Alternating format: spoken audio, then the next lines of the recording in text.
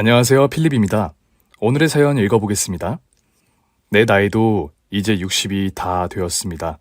옛날에는 예순이면 환갑잔치도 하고 떠들썩했지만 요즘 누가 환갑잔치 하나요? 전 요즘이 제 인생에서 제일 황금기 같습니다. 뭐랄까 좀 걱정거리도 없고 편안하고 하루하루 잘 지내면 된다. 뭐 그런 생각으로 지내거든요. 하나뿐인 외동아들은 얼마 전에 결혼했고 정말 저희 둘이만 잘 살면 된다 하는 마음뿐입니다.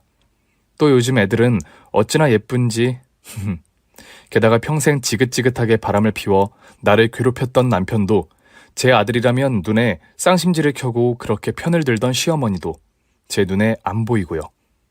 돌아보면 평생 제가 다짐했던 건 내 가정 지키기였던 것 같은데 저는 그걸 결국 이루어냈습니다. 호호, 마음에 안 들면 사람 고쳐 쓰는 거 아니라고 당장 때려치우고 갈라서는 것도 속 시원한 방법이지만 어디 사람 사는 게 그런가요? 사실 그렇게 생각했습니다. 필립의 사연방을 듣다 보니 정말 내 사연도 한번 보내고 싶다는 생각이 들어서 이렇게 적어봅니다. 뭐 이런 거지 같은 게 있나 싶어도 이게 돌아보니 제 인생이었고 결국에는 제가 참고 이겨낸 거죠. 저는 어쨌든 내 결혼 생활의 승리자입니다. 남편은 같은 고향 출신인데 어릴 때부터 독실한 불교 집안에서 자라나 서예를 배웠습니다. 3대 독자라고 귀하게 키우기도 했고 제가 처음 봤을 때도 뭐 그만하면 엄청 미남이었습니다. 저는 같은 동네에서 자라 익히 이야기는 듣고 있었는데 어렸을 때 동네에 신동이 태어났다고 소문이 자자했답니다. 그림을 엄청나게 잘 그렸거든요. 한 번만 보면 똑같이 척척 그린다는 소문이 났고 옛날에는 뭐 그림 잘 그리면 별로 쓸데없는 재주라고 대접을 별로 안 해주기는 했지요. 하지만 남편은 그림도 잘 그리고 3살 때부터 동네 서당에서 글을 배웠는데 아주 똑똑하다고 소문이 났던 거지요. 저는 같은 동네에서 자라 고등학교 졸업하고 집안에서 지내다가 남편이랑 선을 봐서 그렇게 결혼을 했답니다. 남편은 키가 좀 작은 편이어서 그렇지 이목구비가 반듯했습니다. 사실 옛날에는 키 작은 남자가 또 크게 흠도 아니었어요. 너무 멀대같이 키 큰 남자보다 실속 있고 자기 거 잘 챙긴다고 생각하기도 했거든요. 그건 여자도 마찬가지였죠. 하여튼 남편도 저도 오종종한 키에 뭐 좋게 말하면 아담한 사이즈였습니다. 남편은 서울에서 좀 유명한 미대를 졸업하고 울 고향에서 고등학교 미술 선생님으로 와 있었거든요. 학교 선생님이면 뭐 엄청 돈을 잘 벌지는 않아도 그럭저럭 살면 되겠다 싶었어요. 그리고 사실 인물에 좀 반한 것도 있었습니다. 그림을 그리는 사람이어서 그런지 엄청 뭔가 분위기가 달랐거든요. 데이트도 몇 번 안 했지만 뭔가 좀 낭만이 있달까요? 제가 고등학교 때도 문학반 활동을 할 만큼 좀 감수성도 풍부했는데 남편은 아주 한술 더 뜨는 사람이었거든요. 이렇게 해질 때는 어떤 그리움이 밀려오는 것 같아. 말하자면 수묵 담채처럼 고연한 맛이 있는 거지. 어제 그 느낌을 그려봤어. 새벽에 눈을 떴는데 그대가 참 보고 싶기도 하고 말이야. 하면서 진짜 그림 한 점을 내미는데 저는 그야말로 뽕 같습니다. 남편은 동양화를 전공했는데 지금은 한국화라고 하나요? 하여튼 먹으로 쓱 그리면 우와 하는 감탄이 절로 나는 기가 막히는 솜씨였습니다. 그렇게 남편과 몇 번 데이트하다가 바로 결혼을 했습니다. 저는 신혼살림을 시작하자마자 첫 애를 임신했습니다. 학교에 잘 다니는가 싶더니 남편은 그야말로 그림병이 생겨버린 것이었습니다. 퇴근하면 밤새도록 그림을 그리다가 아침이 되면 죽을 상을 하고 출근을 하고 그런 생활을 반복했습니다. 여보, 나 진짜 그림 그리고 싶어 미칠 것 같아. 학교에 가도 정말 아무것도 손에 안 잡혀. 조금만 참아봐요. 그림만 그려서 어떻게 밥을 먹고 살겠어요. 퇴근하고 열심히 하고 싶은 거 하고 주말에도 작업하고 그렇게 한번 지내봐요. 이제 울 애도 태어나는데, 네? 사실 이제 막 태어날 애도 걱정이고 학교를 그만두면 대체 뭘 해서 먹고 사나 싶어 이런저런 걱정이 많았습니다. 그리고 고정 수업이 없이 어떻게 가정을 꾸리지 하는 엄청난 불안감이 마구 밀려왔습니다. 내가 그림 진짜 열심히 그리고 국전에도 내고 또 학원도 운영할 거야. 입시 학원도 하고 취미반 전문가반도 열 거야. 내 하고 싶은 이것만 시켜주면 진짜 열심히 할게. 정말 우리 가족 먹고 사는 걱정 없이 내가 다 할 수 있어. 나 한 번만 믿어줘, 여보. 난 진짜 작업하고 싶어, 여보. 나도 좀 참아보려고 했지. 근데 도저히 그림 안 그리면 죽을 것 같아. 하루 종일 그림만 그리고 싶어. 남편이 날마다 애걸복걸을 하니 같이 사는 시몬은 눈에 쌍심지를 켜며 아들 편을 들었습니다. 니는 남편 말이 우습니? 제가 그렇게 어릴 때부터 그림을 잘 그리더니 그거 안 그리면 죽는다 안 하나. 니는 마누라가 돼갖고 어찌 그렇게 가만히 보고만 있는지. 똘똘한 여자들은 자기 남편 뒷바라지도 잘하고 그렇게 기펴고 살 수 있게 해주던데 정말 등신 같은 게. 우리 아들도 참 여편네 복은 없다. 없어. 아니, 제가 차려드리는 밥만 드시고 가만히 방 안에 계시면서 아침에는 화투치고 낮에는 주무시고 하며 하루를 보내시는 우리 시어머니 말씀하시는 것 좀 보세요. 아니, 멀쩡한 직장 그만두고 그림 그린다는 남편 뒷바라지 하러 제가 진짜 나서야 한다는 건데, 아니 이게 말이 되나요? 결혼 전에 일한 것도 아니고 이제 애도 곧 태어나는데 제가 어디 가서 무슨 일을 해서 남편 작업할 재료값에 우리 가족을 부양해 나간단 말인가요? 하여간 그때부터 우리 시어머니는 저를 들들 볶았습니다. 남편은 결국 학교를 그만두었습니다. 얼마 없던 땅 마지기와 살던 집을 팔아 고향을 그렇게 떠났습니다. 이사를 하자마자 남편은 학원부터 알아봤습니다. 아직 30도 안 된 젊은 남자가 한국화를 그린다 하면서 생활 한복을 입고 돌아다니니 인물도 훤해서 멀리서 봐도 눈에 확 띄었습니다. 다행히 학원은 생각보다는 훨씬 잘 되는 편이었고 남편은 정말 맨날 하던 말대로 죽어라 그림만 그렸습니다. 그렇게 1년 반을 귀양살이 하듯 틀어박혀서 학원 수업 시간 외에는 밤낮으로 작업을 하더니 국전에서 대상을 탄 게 아닙니까? 대학은 물론 미대를 졸업했지만 연줄 하나 없이 혼자 작업해오던 젊은 작가가 국전 대상을 타니 뉴스에도 나오고 막 난리가 났습니다. 젊고 인물 좋고 예술가이면서 연예인 같다고 텔레비전에서도 인터뷰하고 신문이나 잡지에서도 자주 등장했습니다. 여봐라, 우리 아들이 이렇게 잘났다. 아이고야, 영화배우 철이가라네. 대한민국에 우리 아들보다 그림 잘 그리는 놈 있으면 나와보라 그래라. 너는 진짜 남편 잘 만난 줄 알아라. 피카소 안 있나? 아니, 그런 그림이 한 점에 몇 억도 한다며? 우리 아들이 피카소보다 못한 게 뭐 있니? 이제 대박 터질 거당. 근근히 생활을 이어갔지만 고정 수입이 없다 보니 저는 늘 마음이 불안했고 실제로도 그랬습니다. 아직 애가 어렸지만 뭐라도 살림에 좀 보탬이 될까 싶어 저는 방문 판매, 화장품 판매를 시작했습니다. 그래도 예민한 남편 기죽이기도 싫었고 저렇게 말씀만 하는 시어머니가 돈을 보태줄 것도 아니고 무엇보다 내가 따박따박 모아야겠다 싶었습니다. 남편은 자기 외모에도 엄청 신경을 썼는데 어느 날부터는 또 머리를 길러서 묶어 다녔습니다. 긴 머리를 묶어 생활 한복을 차려입은 남편은 좀 멋있어 보이기도 했고 그랬습니다. 하여튼 국전에서 대상을 받은 이후로 학원에는 수강생이 점점 늘었고 남편도 더 열심히 그림을 그렸습니다. 하루 종일 부지런히 학원생들을 가르치고 일과가 끝나면 또 그림을 그리며 밤을 새우고는 했습니다. 제가 맨날 하루 두 끼 먹을 도시락을 싸주었는데 어느 날부터인가 도시락이 필요 없다고 하는 것이었습니다. 이제 도시락 안 싸도 된다.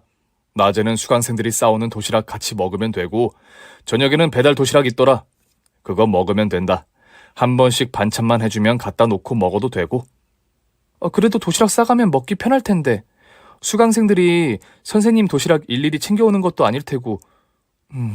알겠어요. 또 필요하면 언제든 이야기해요. 애치다거리 하랴 시어머니 반찬하랴 저도 돈 좀 벌어보겠다고 들락거리자니 도시락 싸는 게 정말 곤욕이었는데 잘 되었다 싶었습니다. 그러던 어느 날이었습니다. 좀 일찍 퇴근해서 반찬 좀 만들어 학원에 갖다 두려고 이것저것 푸짐하게 장만해서 싸들고 학원 문을 열었습니다. 아니, 이게 무슨 일이랍니까?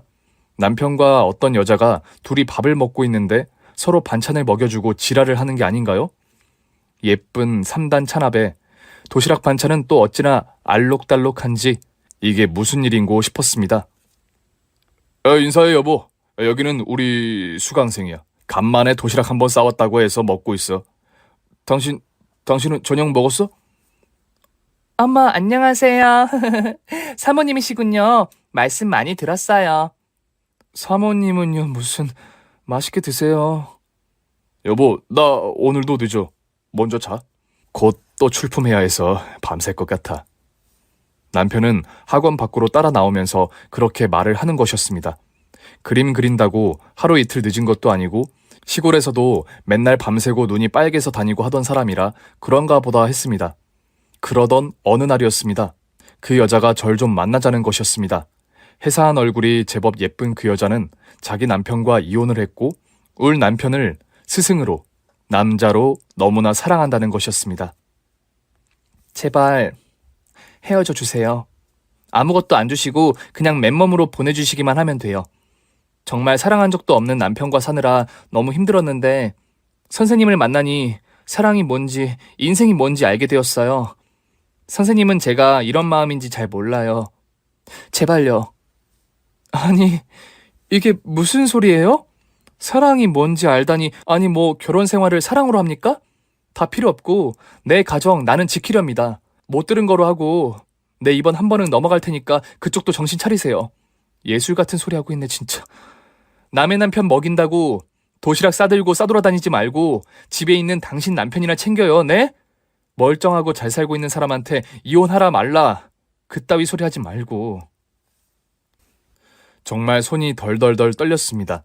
하지만 저는 정말 아무렇지 않은 것처럼 덤덤하게 이야기했습니다. 우리 애가 이제 겨우 돌이 지났는데 이혼이라니요? 시어머니 새끼 밥 다 챙기면서 그 미친 잔소리 듣는 것도 지겨워 죽겠는데 남편이란 놈은 어디 정신 나간 덜 떨어진 년이랑 바람이나 피우고 자빠졌네 싶은 게 진짜 뭐 이런 거지 같은 게 다 있나 싶었습니다. 그래서 남편한테 뭐라고 따졌냐고요? 아니요. 전 진짜 남편한테 별말 안 했습니다. 제 눈치만 이리저리 보더니 어느 날 밤에는 술을 잔뜩 처먹고 와서 엉엉 우는 게 아니겠어요? 내가 사랑이 뭔지 진짜 몰랐다.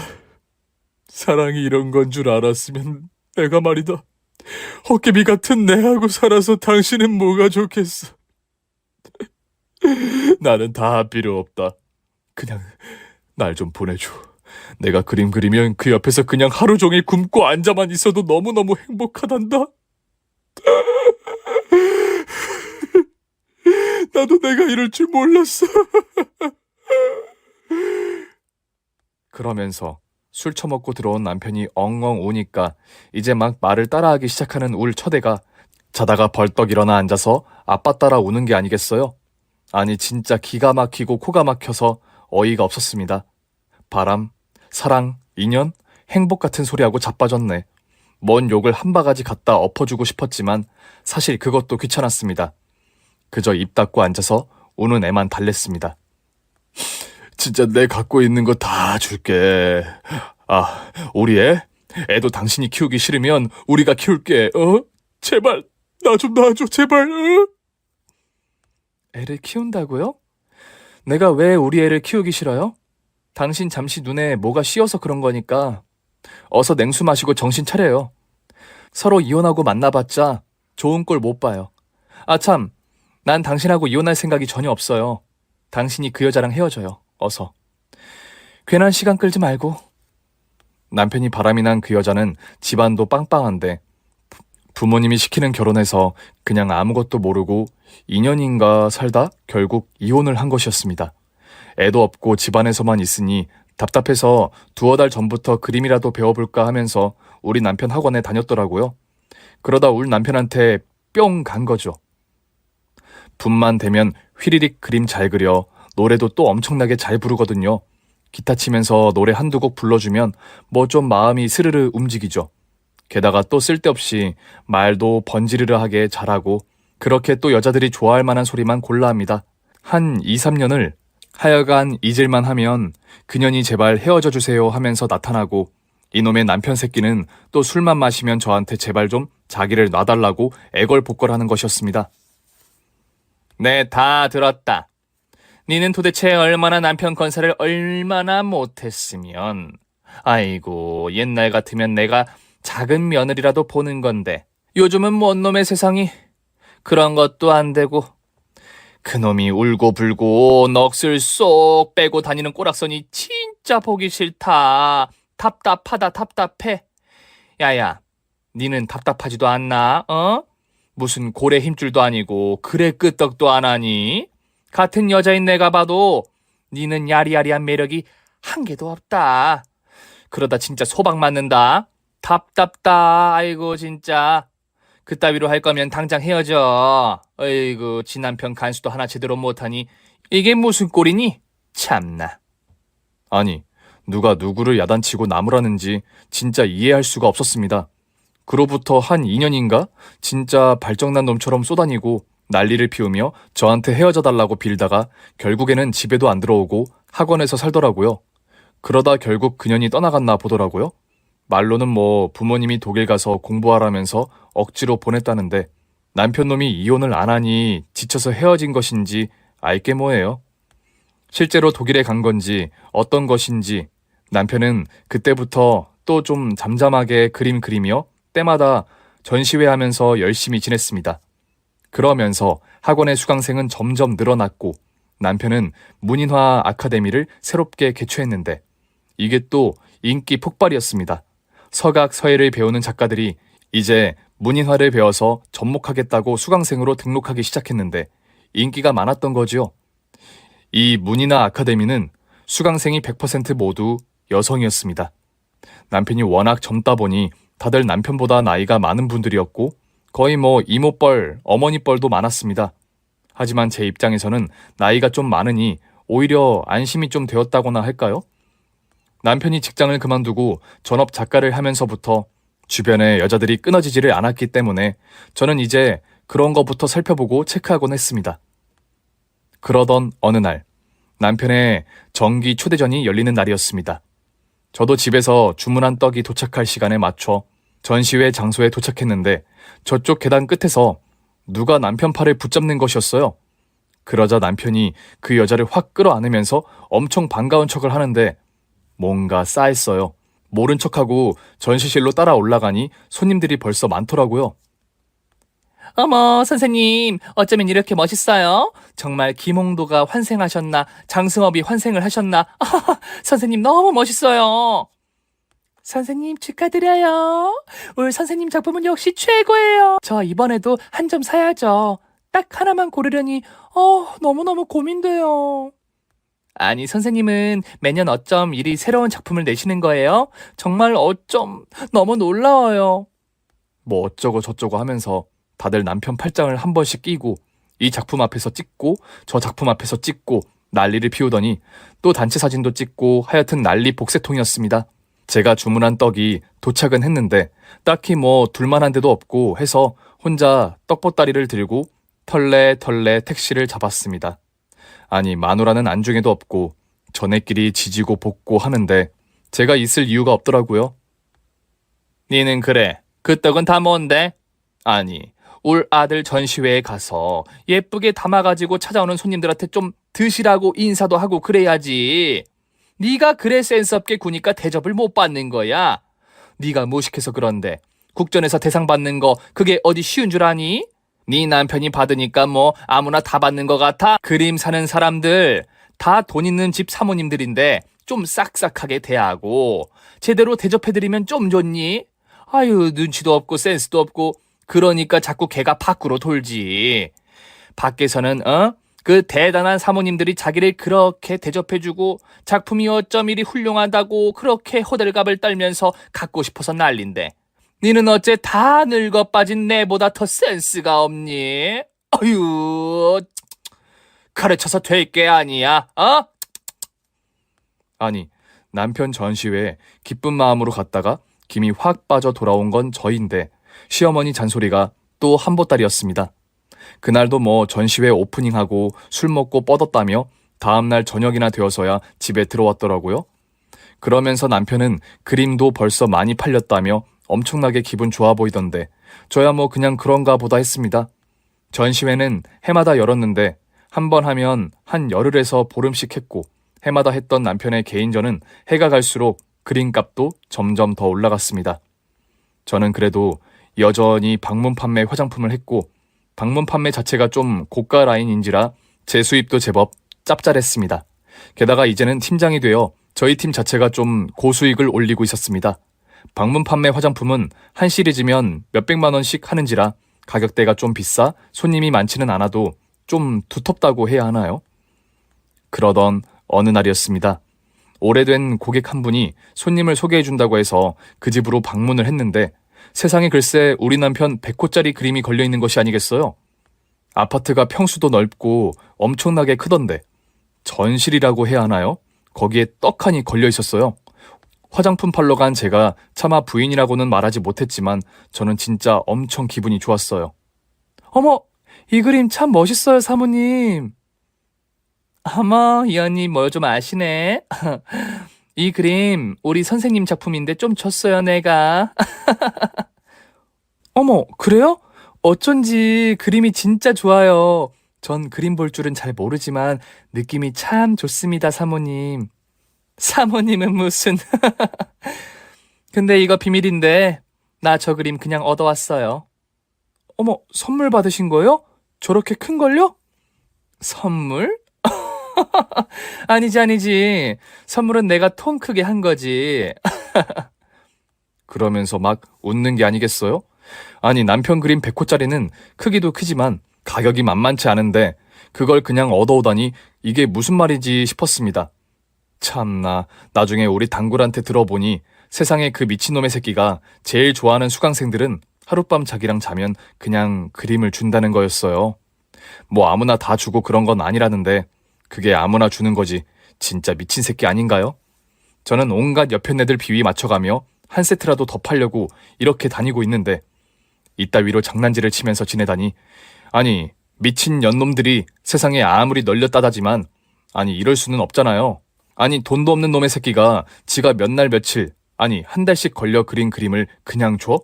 그년들은 또 그걸 넙죽 받아가고, 아니 지 마누라는 온갖 옆에 애들 만나면서 사모님 그러면서 옆에 붙어서 화장품 팔아 돈 벌고 다니는데 한량도 이런 한량이 없다 싶었습니다. 누가 돈 주고 그림을 사냐고, 자기가 더 좋은 거 준다는데 라는 말에 진짜 저는 기가 막혔습니다. 지 몸뚱어리 함부로 굴리는 게 그게 미친년이지 제정신인가요? 문이나 아카데미를 오래 운영하다 보니 남편은 자신의 진짜 제자들한테는 홀을 하나씩 지어주면서 또 장명료를 받고 했는데 그 제자라는 것들은 모두 다 의심이 갔습니다. 또 홀을 지어주면서 서각으로 새긴 도장까지 같이 주는데 이게 또 상당히 고가였습니다. 애련, 백련, 선묘, 어디서 듣도 보도 못한 이상한 한자 이름은 다 우리 남편 제자들 호였습니다. 홀을 받은 년들은 다들 남편 애인이라며 소문이 파다했습니다. 아니, 제가 보기에도 그런 것 같았습니다. 엄청나게 늙은 할머니나 머리 허연 아줌마들이 울 신랑을 여보 하면서 부른다는 둥, 늙은 여자 둘이서 머리를 쥐뜯고 싸웠다는 둥, 진짜 더럽고 치사한 이야기를 수도 없이 들었습니다. 남편은 개인 수업도 하고는 했는데 수업료도 제법 비쌌습니다. 또 이제는 제자들도 정기 그룹전이나 전시회를 하고 있는 데다 그때마다 고액의 사례금도 받는 거로 알고 있는데도 남편 주머니는 늘 텅텅 비어 있었습니다. 주변에서 내가 잘 벌어, 그림 그린다고 그러는 애들 다 불쌍해. 그래서 내가 오는 애들마다 밥도 사주고 술도 사주고 자비도 주고 그러지. 당신 내가 학교 그만뒀을 때 생각 한번 해봐. 집이 잘 살아서 부모 덕에 떵떵거리며 내가 화가 있네 하는 애들도 있지만 그림은 너무 그리고 싶은데 먹고 살기 힘든 애들이 더 많아. 내가 모른 척 할 수는 없잖아. 어? 내가 지금 그 얘기하는 게 아니잖아요. 그 제자라는 여자들, 그 여자들 조심 좀 해요. 여자들이 얼마나 말이 많은데. 나도 다 귀가 있어요. 당신, 그리고 당신 그림은 어떻게 판매해요? 그 돈은 다 어디 있어요? 재료비하고 학원 운영하고 그러는 데 쓰면 오히려 모자라. 이러다 보면 또 좋은 날 올 거야. 너무 돈 그러지 좀 마. 나도 열심히 하고 있잖아. 그래서 저는 정말 진짜 악착같이 돈을 모았습니다. 돈을 조금 모으자마자 제일 먼저 한 일은 시내에 있는 작고 오래된 평수의 아파트 한 채를 전세 끼고 샀던 일입니다. 남편 새끼 하는 걸 보니 믿을 구석은 없고 어떻게든 제 힘으로 돈을 모아야겠다고 결심을 했습니다. 그런 암만 이게 남편의 잘못이든 뭐든 그래, 이런 상황에서 무조건 이혼을 하게 되면 절대 안 되겠다고 마음을 다잡았습니다. 어떻게든 경제력을 갖춰야지. 남편은 지 벌어 지 쓰기 바쁘지만 그래도 하나뿐인 아들한테 들어가는 돈은 어떻게든 마련해줬습니다. 저는 생활비며 이런 걸 다 챙기고 살았고요. 저는 가정이라는 이 자체를 정말 깨고 싶지도 않았습니다. 누구한테 보여주고 싶어서 사는 건 아니지만 이혼해봤자 뭐 별거 있나요? 또 이혼해서 사는 사람들도 그렇게 더 행복하거나 만족하는 것 같지도 않았고요. 물론 죽지 못해 그냥 살면 그건 안 될 일이지요. 과감하게 때려치우고 이혼하는 것도 필요하지만 무작정 이혼하는 건 아니라는 거지요. 어쨌든 저는 이혼 같은 건 하기 싫었어요. 남편은 여자라면 사족을 못 써서 그렇지 저한테도 나쁜 건 아니었어요. 물론 여자를 그렇게 좋아하는 게 괜찮다는 게 아니라 제가 보기엔 불치병 같았어요. 진심으로 그 여자를 사랑하는 게 아니라 뭐랄까 약간 사랑을 할 때 오는 치열함이나 어떤 결핍 같은 에너지가 필요해 보인달까요? 아니 무슨 또라이 같은 말이냐고요? 하여튼 전 남자 여자가 있다면 그 다음에 예술가와 연예인이 있다고 생각하는 사람인지라 새로운 종족이랄까 사실 예술가를 좀 그렇게 생각하는 편이었어요. 어쨌든 다들 사람 고쳐서 쓰는 거 아니라지만 저는 진짜 제대로 뜯어 고쳐서 살아볼 작정이었어요. 정말 이를 악물고 마음을 다잡았어요. 이 세상 모두를 속이는, 아니 그 누구보다 나를 속이는 그런 연기를 하기 시작했습니다. 여자 좀 만나면 어때요? 제자들이 다 여잔데 그럼 아무도 못 만나게요? 예술가들을 다 남녀로만 보면 안 되죠. 예술하는 건데. 아유, 전 괜찮아요. 작업하느라 울 그이가 고생하죠. 창작이라는 게 그게 쉬운 게 아니잖아요. 전 창작은 모르지만 울 남편 보면 참 고통스러운 작업이구나 싶어요. 그냥 학원 수업이나 하면서 좀 편하게 살면 될 텐데 말이에요. 남편? 정말 존경하죠. 문학의 뉴스 이런 데 보면 우리 남편이 늘 새로운 지평을 여나 봐요. 기업에서도 후원한다고 많이들 사주시고. 아 참, 종합병원에도 여러 점 걸려있던데 다들 안목이 있으셔서 너무 감사합니다. 저는 그때부터 철저히 연기하며 예술을 이해하고 창작의 고통을 헤아리는 아내인 척 연기를 하기 시작했습니다. 아니, 센스도 없고 눈치도 없더니만 그래도 남편이 얼마나 중한 일을 하는 줄은 아는구나 그래? 그래, 그것도 모르면 니는 진작에 소박감이지, 어? 오늘 저녁엔 청국장 먹고 싶다. 맛있게 한번 끓여봐라, 어? 제 속도 모르는 시어머니는 혼자서 아주 신이 났습니다. 다 제 아들이 잘나서 그런 줄 알고 말이지요. 남편은 점점 더 유명해져서 졸업한 모교에도 강의를 나가게 되었고 거기서 만난 어린 대학생들까지 들러붙어 아주 정신줄을 놓고 살았습니다. 내 같은 마누라는 안중에도 없는 듯이 제 맘대로 설치고 돌아다녔습니다. 저는 진짜 아무 말도 하지 않고 아무것도 모르는 척하며 그저 극진히 대접했습니다. 이야, 이거 진짜 맛있다. 어떻게 이렇게 맛있어? 여보, 맛있어요? 그러니까 아무리 작업하느라 바쁘고 그래도 집에는 와요. 응? 내가 맨날 칠첩반상 차릴게요, 여보. 네? 그저 남편이라면 껌뻑 죽는 게 네 마누라야. 아무리 열심히 그림 그리고 해도 집에는 들러 이놈아, 알겠니? 남편은 세상 예술은 혼자 다 한다는 듯이 그렇게 자유롭게 살았습니다. 그럼 저는 왜 이렇게 살았냐고요? 당장 이혼하지 않고 말이에요? 아니 뭐 이혼이 대수인가요? 이혼해봤자 다 그놈이 그놈이라는 생각이 사실 제 인생 철학입니다. 지는 지대로 저러고 다녀도 저도 또 제 고객들한테 잘 어르고 달래서 남편의 작품을 제법 팔고 있었답니다. 당연히 그 돈은 제 주머니로 들어오는 거고요. 돈 좀 있다 싶으면 한마디로 그들의 잠자고 있는 예술혼을 자극하는 거죠. 남편이 자신의 작품으로 무슨 짓을 하든 저는 전혀 작품을 팔아 차곡차곡 모았습니다. 사실 전시회 한번 하면서 제가 그렇게 판매해보니 금방 목돈이 생겼습니다.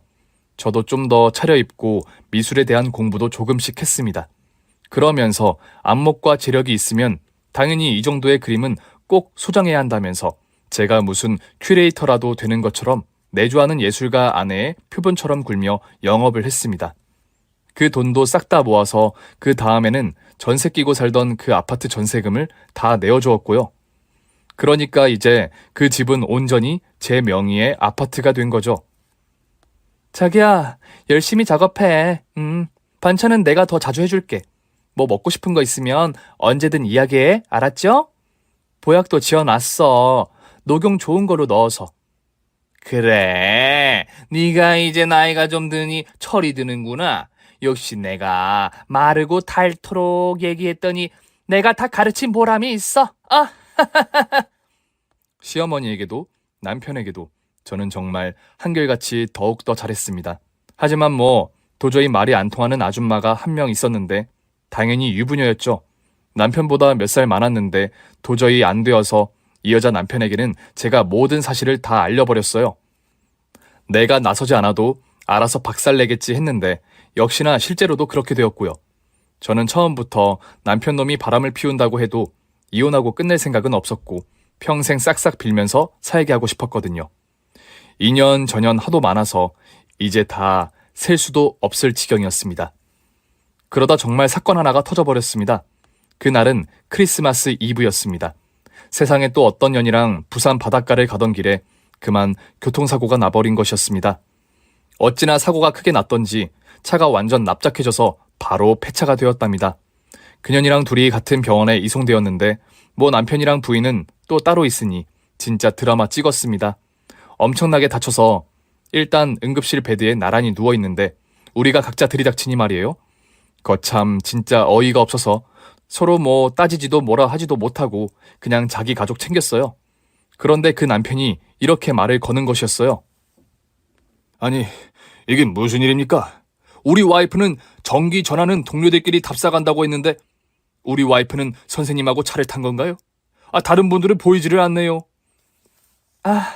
아닙니다. 뭘 잘못 알고 계시는군요. 단둘이 떠나는 답사였어요.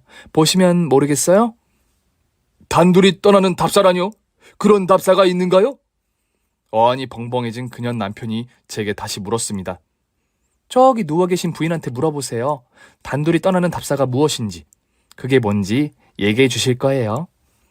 안 그래도 그 정신없는 응급실에서 그년 남편은 다쳐서 정신없는 우리 남편 멱살잡이를 했고 자기 부인한테 온갖 욕을 해대며 다른 병원으로 이송해서 먼저 갔습니다.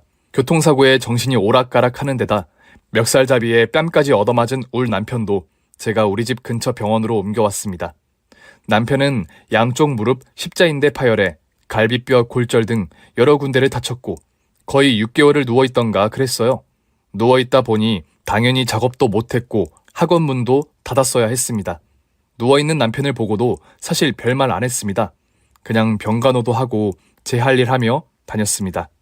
남편 놈은 누워있으면서 정신을 좀 차렸는지 이제는 저한테도 좀 살갑게 하더군요. 그러면서 남편은 계속 재활도 해야 했고 저는 남편 작업실에 가서 차근차근 작업했습니다. 그리고 저 혼자 꼼꼼히 계약서도 작성했습니다. 언제 좀 몸을 회복할 수 있을진 모르겠어. 이제 작업 좀 해야 하는데 말이야. 아이고, 몸이 정말 힘드네. 어서 몸이 좋아져야 우리 작가님 이런저런 작업하실 텐데. 작업실에서 이 작업도 하고 저 작업도 하고 말이에요. 당신은 무슨 말을 그렇게 해? 내가 다친 게 당신은 재미있어? 아니, 무슨 말을 그렇게 해요. 이렇게 열심히 간호하는 마누라한테? 이거 한번 읽어보고 여기에 서명이나 좀 해봐요. 저는 그 각서에 남편의 모든 작품에 대한 판권은 부인인 제가 가지고 있으며 이제부터 모든 거래는 아내와 하는 것으로 되어 있는 계약서였습니다. 한마디로 남편 작품에 대한 실제적인 거래는 다 제가 하겠다는 것이었어요. 당신이 무슨 그림을 한다고? 큐레이터도 아니고. 에이, 이러면 전문성이 떨어져서 안 돼. 여보, 당신 그림 좋아하는 우리 화장품 고객 리스트도 생겼어. 그리고 파는 데는 자신 있다니깐요. 내가 또 미술 공부도 열심히 하고 있어요. 미술사부터 하나하나 공부하는데 공부해보니까 또 참 재미있어요. 뭐 그렇게 이야기하면서 저는 그 계약서에 도장을 찍었습니다. 그러던 어느 날이었어요. 남편의 학원 작업실에 도둑이 들었다는 거예요. 따로 그림 보관할 곳이 없어 학원 옆 사무실을 한 칸 얻어 보관해 왔었는데 다 털렸다는 것이었어요. 아니, 그렇게 남편 그림을 통째로 털어가다니 이건 도둑놈 짓이 아니라 분명 아는 사람 소행이지 싶었습니다. 아니나 다를까 남편 놈이랑 같이 부산 바다 보러 갔다가 교통사고 났던 그년 아닌가요? 이년은 무슨 예술가들 꽃뱀인지 오만 남자 작가들한테 찝쩍거리고 연문을 퍼뜨리고 다녔더라고요. 처음엔 다 예술 애호가처럼 접근해서 말이에요. 아니, 도둑이라뇨? 선생님께 한번 여쭤보세요. 원래부터 주기로 하신 걸 가져간 거예요. 이거 왜 이래요? 도둑은 무슨 도둑이에요? 우리 부산 갈 때 기억 안 나요? 당신이 다 준다고 했잖아. 또 작업하면 된다고. 이렇게 죽을지 몰랐다고. 하늘이 우리를 갈라놓을지 몰랐다고 그러면서 나한테 다 준다고 그러면서 기절했잖아요. 아니, 그래놓고 도둑 취급을 하면 어떻게 해요? 미리 연락을 못한 건 교통사고 때문에 핸드폰이 다 망가졌고 따로 연락할 방법이 없었다고. 그리고 비밀번호를 알려줘서 알고 있으니까 그렇게 가져갈 수 있던 거라며 오히려 화를 막 내는 거 아니겠어요? 아니, 남편은 다쳐 병원에 누워 아직 꼼짝도 못해. 그동안 작품 가운데 보관하고 있던 건 전부가 그년한테 털려. 개털도 뭐 이런 개털이 다 있나 싶은 게 진짜 어이가 없었습니다. 하지만 제겐 남편이 정권을 위임한다는 계약서가 있었고 저는 벌써 공증도 받아뒀거든요. 당당하게 말하는 그년 앞에 그 계약서를 내밀었습니다. 헛소리하지 말고 어서 원위치해. 그림 작업은 그이가 해도 권한은 다 나한테 있으니까. 오늘 중으로 그림 다 돌려주면 내 신고는 안 할 테니까 어서 갖고 와. 어? 이 도둑년아. 네가 그림이 탐나서 올 남편한테 들러붙었구나. 이런 미친 도둑년이 있나. 아이고, 등신 같은 저 남자는 이게 사랑인 줄 알고. 아이고, 내가 진짜 억울해서 신고해야지. 그냥은 못 있겠네. 어? 남편은 난리를 피우는 저를 아무 말도 없이 가만히 바라보기만 했습니다. 그러더니 한마디 하는 것이었습니다. 맞아, 그거 다 당신 거야. 내가 그린다고 다 내 것 아니지. 서류상으로도 다 당신 거니까 당신이 알아서 보관하고 처분하면 돼. 남편은 기가 팍 죽어서 꼬리를 내렸습니다. 하지만 저는 이때가 기회다 싶어 시어머니한테도 이야기를 드렸습니다. 어머니, 그이가 그린 그림을 몽땅 어떤 여자한테 선물했다네요? 그게 전 재산인데 말이에요. 전 재산을 딴 년한테 줬더니 그이 학원 보관 창고에서 밑에 트럭을 대놓고 통째로 실어 날랐대요, 어머니. 이제 어떻게 해요? 그게 무슨 소리니? 그림을 통째로 선물하다니. 그러면 그 돈은 전부 어떻게 하고? 돈은 무슨 돈이에요? 이번에 교통사고 나면서 그 현장에서 그이가 선물했대요. 뭐 이렇게 죽을 줄 몰랐다는 둥 하면서 말이에요. 어머니, 제가 너무 억울해서 경찰서에 가려고요. 그냥 고소해서 쳐놓고 깜빵 가게 하려고요. 신문에 대문짝하게 나오고 그러면 참 볼만하겠어요, 어머니. 저는 이렇게는 못 살겠어요, 진짜. 이혼 같은 건 절대 안 하고 싶었는데 말이에요. 아니, 그게 무슨 소리니? 이혼이라니. 우리 아들 아직 몸도 성치 못한데 넌 어쩜 자세히 알아보지도 않고 그래, 어? 평생 아무 말 없이 살던 제가 이혼한다고 하니 마음이 급했던 시어머니는 그년 집을 찾아서 난장판을 만들었다고 하더군요. 그리고 그림은 몽땅 다시 실어서 남편 학원에 갖다 두었고요. 그날 밤 남편과 시어머니 앞에 저는 조용히 서류를 내밀었습니다. 죽을 때까지 당신이 작업하는 모든 작품 권한은 모두 나에게 있다는 이 공증받은 서류. 제가 그동안 마련한 아파트 2채와 상가 등기부 등본, 그리고 통장이에요. 저는 제 가정을 지키고 싶었어요. 하지만 지금처럼은 정말 못 살아요. 전 이렇게 제 앞날을 차곡차곡 준비했어요. 다 어머님하고 우리 가족 다 같이 잘 먹고 살려고 그런 거죠. 그런데 저만 그렇게 생각하면 뭐해요? 제가 이제껏 그이가 그렇게 밖으로 돌아도 뭐라 한 적 없잖아요? 하지만 이렇게는 더는 못 살아요. 지금 사는 이 집도 제 명이고 내일 당장 2분 나가주세요. 넋이 나간 것 같던 시어머니는 아무 소리도 못했고 남편은 진짜 멍하게 앉아 있었습니다. 결국 남편은 꿇어 앉아서 몇 날 며칠을 빌었고요.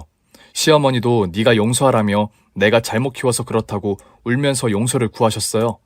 그렇게 평생을 참고 살고 싶었지만 저도 지쳤었어요. 정말 이혼하고 다 끝내려고 했는데 남편도 시어머니도 그렇게 잘못했다고 비니까 진짜 고민 끝에 그냥 살고 있습니다. 남편은 진짜 그림만 열심히 그리고 꼬박꼬박 집으로 돌아오고요. 어머님도 저한테 이래라 저래라 마구 말씀하시는 것도 아니고 사실 제 눈치를 좀 보면서 지내는 거라고 말할 수 있을 것 같아요. 내가 이 나이에 너 없으면 폐지 줍는 노인밖에 더 되겠어? 다 네 덕에 이렇게 사는 건데 내가 정말 고맙다. 암만 생각해도. 고맙다 우리 며느리. 그리고 사실 작품은 제가 다 팔아치우려고 그러는 게 아니라 한 점도 남아나지 않는 꼴이 하도 어이가 없어서 그런 거예요. 그렇게 재산이 많지는 않아도 이제는 제법 여유 있게 지내는 편이에요. 왜 얼마 전에 한동안 예술계 미투 있었잖아요. 남편은 저 때문에 완전 발을 뗐었는데 그런 일로 남편 주변 사람들이 엄청 시끄럽더라고요. 다들 예술을 하는 것인지 미친 지랄을 하는 건지 하여튼 그렇습니다. 저희 남편의 난리 부르스는 정말 여기까지였습니다. 아마 교통사고 건과 그 도난 사건이 없었다면 그리고 제가 이혼을 선언하지 않았다면 계속 그러지 않았을까요? 사람이 참고 사는 것도 좋지만 정말 결정적인 순간에는 강단 있게 결정하는 것도 필요한 것 같아요. 끝까지 참아보려고 했던 사연자분 참으로 대단하다는 생각이 듭니다. 앞으로 건강하고 행복하게 사시기를 바라봅니다. 저 필립은 이만 물러갑니다. 여러분 꼭 행복하세요.